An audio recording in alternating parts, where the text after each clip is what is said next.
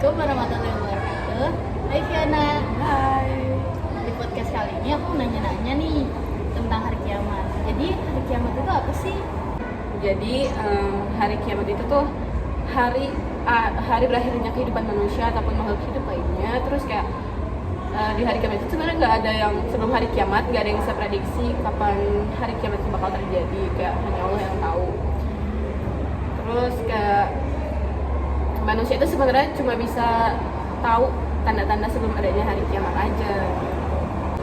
Oh, jadi hari kiamat itu hari berakhirnya umat manusia, terus nggak bisa diprediksi. Iya. Terus kan hari kiamat itu ada dua ya. Tanda-tandanya apa aja sih? Jadi yang sebenarnya yang pertama itu kan ada sugro itu kiamat kecil tuh biasanya nggak ada tanda-tandanya karena emang dialami yang sebagian alam itu kayak misalnya banjir, badai atau misalnya tsunami gitu.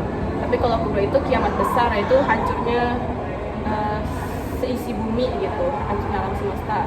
Itu tuh tanda-tandanya matahari terbit dari barat, adanya hewan al-adr, terus munculnya Ya'juj Ma'juj, terus munculnya Dajjal dan Nabi Isa ya, pasti untuk melawan Dajjal. Oh, jadi itu tanda-tanda hari kiamat. Iya. Kan hari kiamat itu ada banyak dalilnya ya.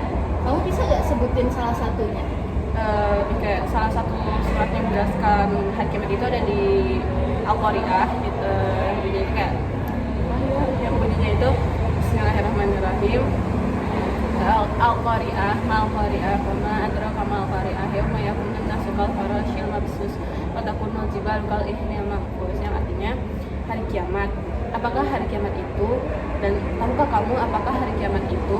Pada hari itu manusia seperti larang berterbangan dan gunung-gunung seperti gudang berhamburan. Nah itu kan tadi surat Al-Qari'ah kan ya, yang artinya emang intinya tuh kayak kacau deh waktu itu, kayak manusia bener-bener nggak hektik banget gitu, nggak tahu mau nyelamatin diri itu dengan cara apa.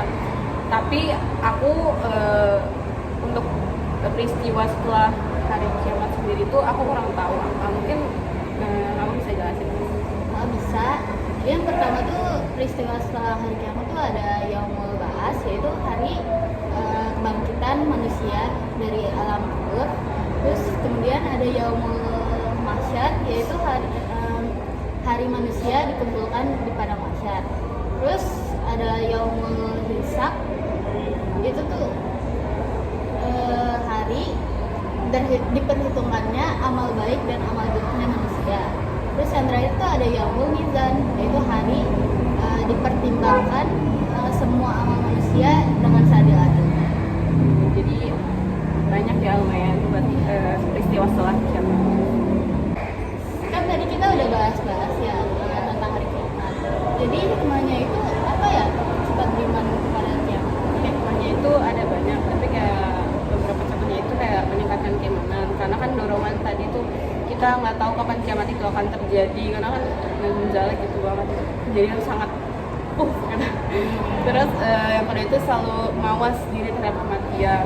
Karena makhluk hidup itu nggak ada yang hidup kekal kan. Terus kayak tadi kita juga nggak tahu kan kapan kita itu meninggal, kapan gitu. Kita juga nggak tahu amal kita tuh bagus nggak, atau kebaikan kita lebih berat gitu dibanding keburukannya atau enggak.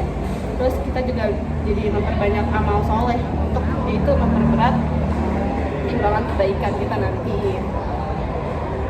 Oh, jadi nikmatnya itu kita bisa meningkatkan keimanan kita ya? Iya. Jadi sekian obrolan atau podcast hari ini. Sampai jumpa. Wassalamualaikum warahmatullahi wabarakatuh.